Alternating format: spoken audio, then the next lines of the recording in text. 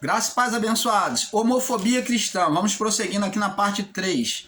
Então, eu parei aí no final da minha fala, na parte 2, em Mateus 19, 7. Então eles disseram-lhe eles. Então, por que mandou Moisés, me perdoe, dar-lhe a carta de divórcio e repudiar a mulher? Então, por que eles perguntam, por que Moisés mandou divorciar da mulher, dando carta de divórcio? Aí Jesus vem dizer, disse-lhe ele, Moisés, por causa da dureza do vosso coração, vos permitiu repudiar as vossas mulheres. Mas isso, ao princípio, não foi assim. Eu, porém, vos digo que qualquer que repudiar ou se separar da sua mulher, não sendo por causa de fornicação, fornicação. O que é fornicação? É uma prostituição ou tomar uma outra mulher fora do casamento. Você estar casado e você tomar outra mulher fora do casamento. Isso que é fornicar, é ter a sua mulher e ter outra mulher fora do casamento. Fornicação é isto, é você estar num relacionamento e tomar outra mulher. Você tomar ou desejar outra mulher, você já está fornicando nos pensamentos, no seu coração. E quando você tem um ato com ela, você está praticando a fornicação. Mas sendo por causa da fornicação e casar com outra, comete adultério, então se torna adúltero, né? E o que casar com a repudiada, que foi separada, também comete adultério. Por quê? Porque ele teria que se divorciar para poder romper o relacionamento, para poder iniciar um outro relacionamento. Disseram os discípulos, se é assim, verso 10, é a condição do homem relativamente à mulher, não convém casar. Então ele disse, se é assim, não convém casar, né? Se é assim, não convém casar. Ele, porém, lhe disse, nem todos podem receber esta palavra. Vamos agora entrar no ponto polêmico. Nem todos podem entender essa palavra, mas aqueles a quem foi concedido. Verso 12. Agora vem o ponto-chave. Mateus 19, 12. Guarda aí para responder para essas pessoas aí que estão atacando os homossexuais, os trans, né? Que tá indo contra, né? Então tá aí, ó. Aí diz aqui, no verso 12, 19, 12.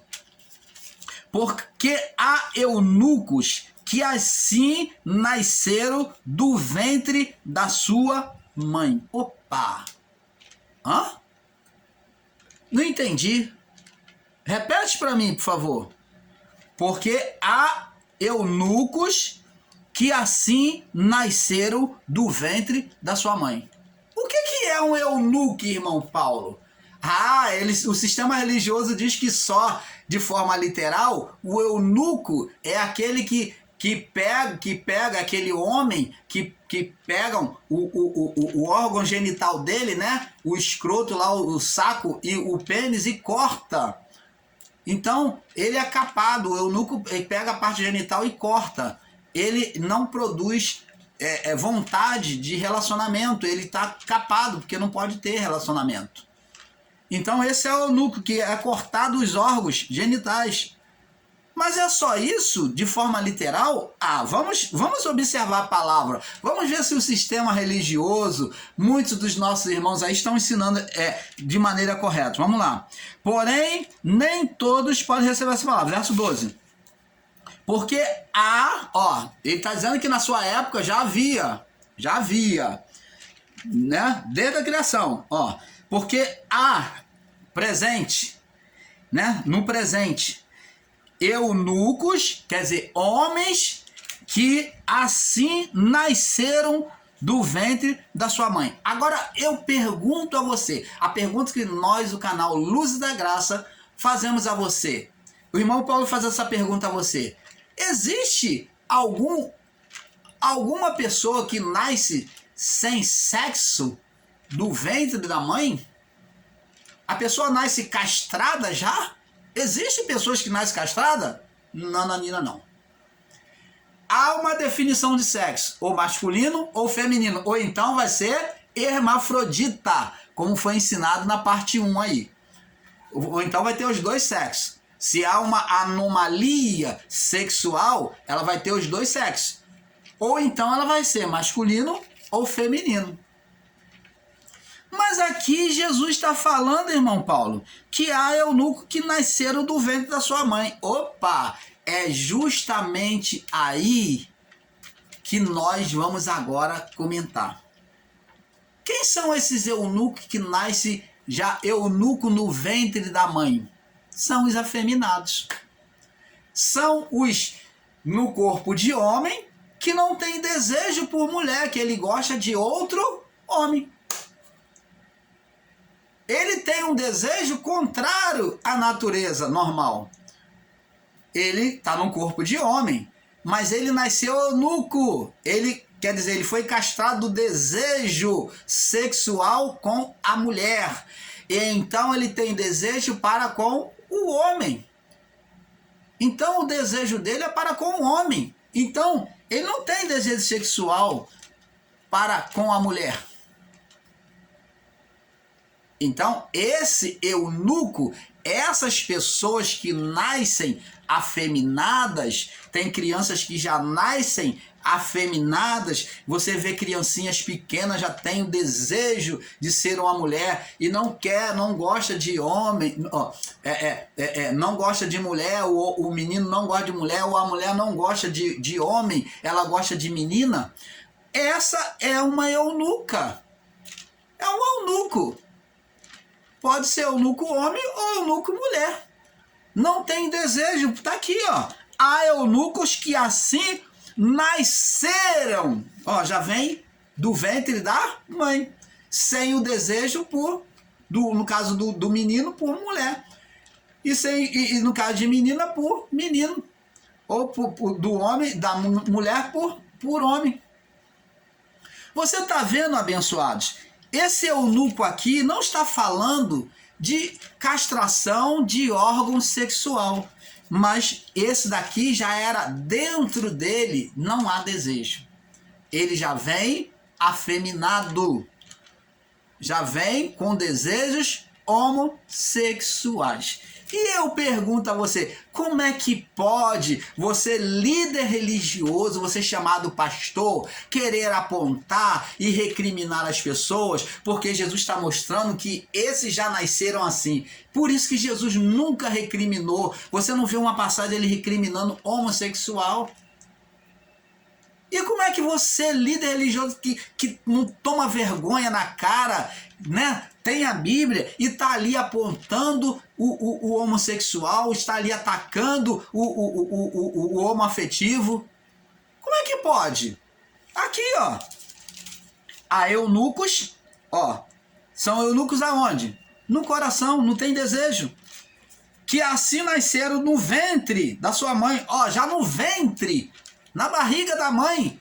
Já estavam assim, já foram formados assim. E quem é que você pode, quem é você para poder condenar se o próprio Deus permite vir à vida, meu amado? Você está vendo esse espírito condenador dentro do meio evangélico, no meio humano, religioso? E diz aqui, ó, agora, primeiro tipo de eunuco é que nasce do ventre da mãe. Ele já é naturalmente, não tem prazer. O homem não tem prazer por mulher. E a mulher não tem prazer por homem. Então eles são homossexuais. Eles não têm prazer por sexo diferente. Por isso que eles são homo. Então eles só têm prazer pelo mesmo sexo. Só tem prazer pelo mesmo sexo. São os homossexuais. Só tem prazer pelos mesmos sexos. E os heterossexuais é que tem prazer por outro sexo, né? Outro sexo diferente. Então, agora, ele diz aqui, ó, primeiro eunuco, que nasce no ventre do ventre da mãe. E há eunucos que foram castrados pelos homens. Ah, esse daí, no tempo faraônico, alguns deles eram castrados pelos faraós, né? pelos reis para estar diante das suas esposas, para não manter relação com as suas esposas e nem com as mulheres do seu harém. Então eles castravam esses homens que eram escravos deles, e eles castravam para poder servir, e eles não tinham a menor motivação de ter relação com elas, porque eram castrados. Então o segundo eunuco é de fato o castrado. Então existe o do nascimento, que é o homo afetivo, homossexual, e existe o segundo eunuco, que é castrado fisicamente, que era castrado fisicamente pelos homens, há eunucos que foram castrados pelos homens. Agora o terceiro eunuco, e há eunucos que se castraram a si mesmo por causa do reino dos céus. Opa! Preste atenção, abençoado. Agora parece que complicou mais ainda, né? Ô, irmão Paulo, parece que complicou. Eunuco que se castrou a si mesmo. O cidadão foi lá, irmão Paulo, teve coragem de pegar e cortar a parte genital dele? Nananina, não. Quando Jesus está falando que há eunucos que se castraram a si mesmo, ele está falando daqueles que, como Paulo, né? Como Paulo, foram os que eunuco que se castraram. Ele não está falando literalmente, não. Ele está falando daquele que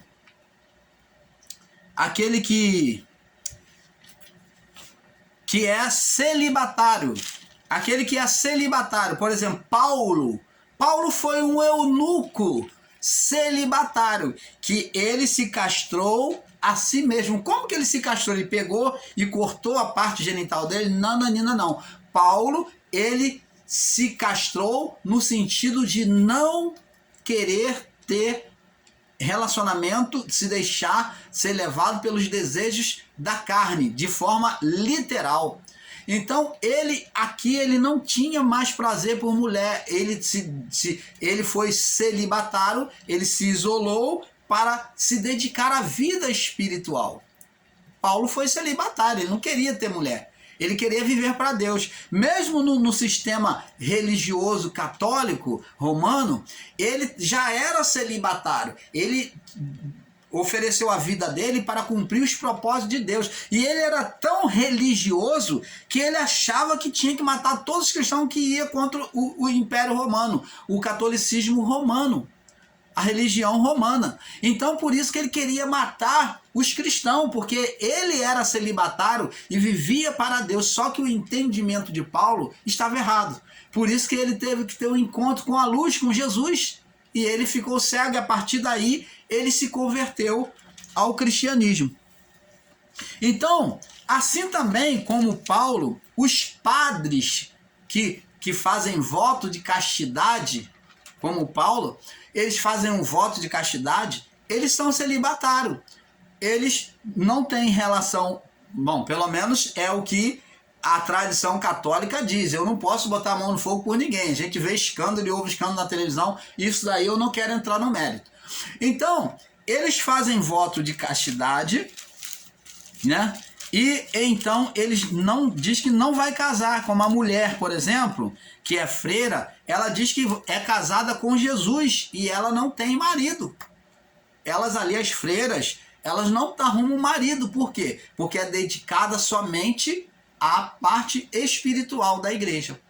Então os padres também ficam ali sem mulher, fazem um voto de castidade. São celibatários. Então, essa é a terceira castração. Primeira castração, vem o eunuco por nascimento, que é do ventre da mãe, já vem afeminado com um desejo homo, né? Um desejo homo ou pelo mesmo sexo. O segundo é o eunuco que se castravam, que eram castrados pelos homens. Faraó, né, castrava seus escravos para servir as suas mulheres e a ele. E o terceiro eunuco, que era castrado no coração, no voto de castidade. Como Paulo foi castrado, ele se castrou a si mesmo, como diz aqui, ó. Há eunucos que se castram a si mesmo, fazem voto de castidade. Ó, voto de se castrarem de castidade por causa do reino dos céus. Quem pode receber isso, receba-o. Você está vendo aí, abençoados? O homossexualismo sempre existiu, já nasce de nascimento, já. A pessoa já nasce. E como é que se pode ensinar e radicalizar e muitas das vezes levar tudo para o espiritual e falar que é a pomba que gira, a pomba que roda? Tudo para eles é a pomba. Eles dão mais ênfase, eles glorificam mais as forças ocultas, né, os espíritos, do que o próprio Deus, porque eles atribuem mais feito ao demônio do que a Deus. Ah, que vergonha! Que ensino é esse? Então, dizer e ensinar que homossexualismo é uma coisa do demônio, eu não leio isso aqui, ó, Mateus 19:12. Leia para essas pessoas, ou peça a elas para poder tentar explicar isso aqui para vocês. Tá aqui bem claro. Os que nascem já é eunuco. Quem que nasce? Quem é que sai do ventre da mãe sem sexo? Cortado a parte genital. Quem é que nasce assim? Ninguém. Então, abençoados, é isso que nós, o canal Luz da Graça, trazemos para você, porque a palavra, eles ensinam aí em cima de uma radicalização da palavra de Paulo. Vamos lá no livro de 1 Coríntios capítulo 5. Eles pegam um literalismo dessa palavra, vamos ler agora, de Paulo, e não entendendo faz uma falsa interpretação. Vamos ler Paulo 5 e depois 1 Coríntios 5 e depois o 6, né? Diz aqui, ó. 1 Coríntios 5. O título é Tratando o Pecado da Igreja. Diz assim, ó. Geralmente se ouve que há entre vós, verso 1, uma fornicação tal, e que nem ainda entre os gentios se nomeia, que é de haver a quem possua a mulher de seu pai. Então aqui, vê aqui que na igreja de Corinto, os religiosos estavam cometendo um incesto. Cometendo um incesto. Paulo está combatendo aqui contra o incesto. Eles estavam tomando a mulher do próprio pai. A igreja de Corinto estava tamanha prostituição que Paulo vem aqui repreender e ensinar, né, da maneira correta. Ó, geralmente que há entre vós fornicação, e ele fala, e fornicação tal. Então estava demais dentro do meio cristão, né, no meio da igreja. E que ainda nem entre os mundanos, ó, vou botar a palavra para você, mundano, para que você entenda, ou entre os gentis, que é a representação dos mundanos hoje, se nomeia, aconteça, como é haver quem possua a mulher de seu pai, que cometa incesto. Verso 2, estás ensoberbecido, ó, estás soberbo, cheio de soberba, se achando que está correto, ó, e nem ao menos vos entristeceste. Vocês estão tão ensoberbecidos, soberbo, que vocês não têm nem menos tristeza pelo pecado que vocês cometem. E nem vos entristeceste por não ter sido dentre vós tirado o que cometeu tal ação. Então ele estava tão exaltado que eles não tiraram essas pessoas que estavam cometendo esse tipo de fatalidade, né? Esse incesto e essa prostituição. Eu, na verdade, verso 3, ausente no corpo, mas presente no espírito, já determinei, como se estivesse presente, como se estivesse presente que o que tal ato praticou, em nome do Senhor Jesus Cristo, juntos vós e o meu espírito, e com o poder do nosso Senhor Jesus Cristo, que seja esse tal entregue a Satanás para a destruição da carne, ó, que ele seja entregue a Satanás. Não quer dizer, não ore por ele, não dirija mais palavra a ele, deixa ele entregue a Satanás, não repreenda mais, porque essa pessoa já conhece a verdade e ele não quis se consertar, está fazendo essa banalidade, então ele seja entregue a Satanás. Entregue a Satanás, ser entregue a Satanás é deixar ele desprezado de Deus, não levar Deus para ele, não levar o evangelho para ele do arrependimento, deixar ele fazer o que ele bem quer, ser entregue a Satanás, ó, para a destruição da carne, para que o espírito seja salvo no dia do Senhor. Olha, uma contradição, porque aos que ensinam aí que Paulo ele está sendo juiz de Satanás, ele não está sendo juiz de Satanás. Ele está dizendo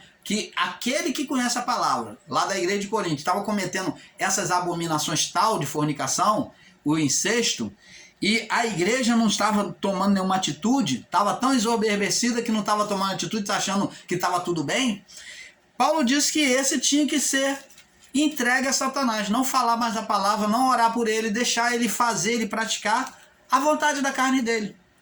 E para quê? Aí Paulo vem aqui, ó, o contexto da palavra. Para que o espírito ou a alma seja salva no dia do Senhor Jesus. Então ele tinha que ser castigado, chegar até o fim, e ele receber a recompensa na vida do corpo, ele recebeu o dano do que ele plantou, para que ele viesse se arrepender por si mesmo e a alma fosse salva, ou o espírito fosse salvo. E ele diz aqui, ó, no verso 6, não é boa a vossa vanglória. Não sabeis que um pouco de fermento faz levedar toda a massa? Purificai-vos do fermento velho, para que sejais nova a vossa massa. A vossa massa, assim como estáis sem fermento, porque Cristo, a nossa Páscoa, foi sacrificado por nós. Então, você está vendo aqui, abençoado? Agora vamos pular para o capítulo 6. Capítulo 6, no verso 9 e 10. Vamos ler o verso 9 e 10. Não sabeis que os injustos não hão de herdar o reino de Deus, os que cometem atos de injustiça não hão de herdar o reino de Deus? Verso 10. Não erreis, ó, ele fala assim, não erreis, nem os fornicadores, ó, os que vivem uma relação dupla de mulheres com várias mulheres, né, com mais de uma mulher, nem os idólatras, nem os adúlteros, nem os efeminados, nem os sodomitas, nem os ladrões, nem os avarentos, nem os bêbados, nem os maldizentes, nem os roubadores herdarão o reino de Deus. Você está vendo aqui? Ele aqui está falando que esses que agem assim não vão herdar o reino de Deus. Inclusive aqui ele está falando dos efeminados, os que cometem o quê? Uma relação com outro homem ou a mulher com outra mulher. Então aqui fica a critério da pessoa. Paulo não está aqui falando vai para o inferno. Paulo está falando que não vai herdar o reino de Deus. Não vai herdar o reino de Deus. Então, preste atenção, abençoado. Nós temos que buscar ensinar e não combater contra a carne. É isso que nós, o canal Luz da Graça, viemos aqui trazer a você neste ensino. Esperamos que você tenha tido um perfeito entendimento. Agora, você apontar e dizer que a pessoa vai para o inferno, você apontar e dizer que é diabo, que é demônio, querer dominar a vida das pessoas dentro da igreja, isso está fora da vontade de Deus. Então, tem que haver uma compreensão, a palavra tem que ser pregada com amor. Jesus, ele abomina o pecado, mas ele ama o pecador. Ele ama o pecador. Ele ama o pecador, mas abomina o pecado. É o pecado que tem que ser combatido, e não o pecador. Você querer expulsar uma pessoa de dentro da sua igreja, ou querer condenar uma pessoa e dizer que ela é do demônio. Ora, quem é que nos instituiu o juiz para isso?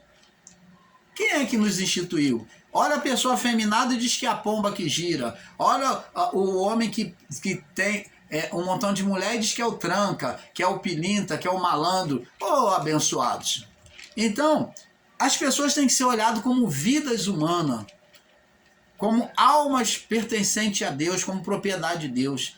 Então temos que ter um respeito para com as pessoas e não ter um espírito julgador. Temos que estar ensinando a palavra. E é isso que nós, o canal Luz da Graça, buscamos trazer a vocês. Com um pouco aqui, um pouco ali. Então eu espero que vocês tenham tido um bom proveito. Eu iria alongar mais esse estudo, mas não vou me aprofundar. Porque não tem mais nada, além da própria palavra de Cristo aqui já dito, que não tem mais nada. O efeminado foi formado assim. Ele foi formado assim. Mas para um propósito. Para um propósito. Talvez ele seja a pedra no caminho de muitos santarrões aí, que se acham santarrões, né? Para poder justamente eles acusarem. Então, eles sejam a pedra no caminho colocada. Então, nós temos que ter sensatez, né? Coerência com a palavra do Pai e não sair condenando as pessoas, porque somos todos um. Tanto que está lá na beira da rua, com fome, com sede, na prisão, no hospital, enfermo. Todos esses, maltrapilho lá, mendigando, todos eles, a presença do Pai, do nosso Pai Criador, está em todos eles. Quando você repudia um do seu próximo, você não adianta você dar merecimento ao que você diz que é seu irmão na igreja, porque irmão para eles, para muitos, é só o que está na igreja. Mas irmão é todos. Jesus não usou a palavra irmão, ele usou a palavra próximo. No mandamento mosaico, Jesus ele repetiu o mandamento mosaico como redução de cumprimento de todo mandamento. Ele falou, ó, amarás o Senhor teu Deus acima de todas as coisas, com toda a tua força, com todo o teu entendimento, e amarás o teu próximo como a ti mesmo. Ele não falou amar o teu irmão, porque é muito fácil amar o irmão. Amar o irmão é fácil. Mas ele falou de amar o próximo. O nosso irmão é o nosso próximo. É o próximo. Então esse amor tem que ser mostrado diante de Deus, porque senão nós estamos sendo hipócritas. Nós estamos nos enganando a si mesmos, estamos fazendo teatro para nós mesmos, porque Deus conhece. Ele sonda mente e coração. Ele conhece, ele prescruta, ele examina a nossa alma. Então nós, o canal Luz da Graça, ficamos por aqui, dizendo que é um pouco aqui, um pouco ali. Paz seja dado a todos vocês. Espero que tenha gostado. Paz.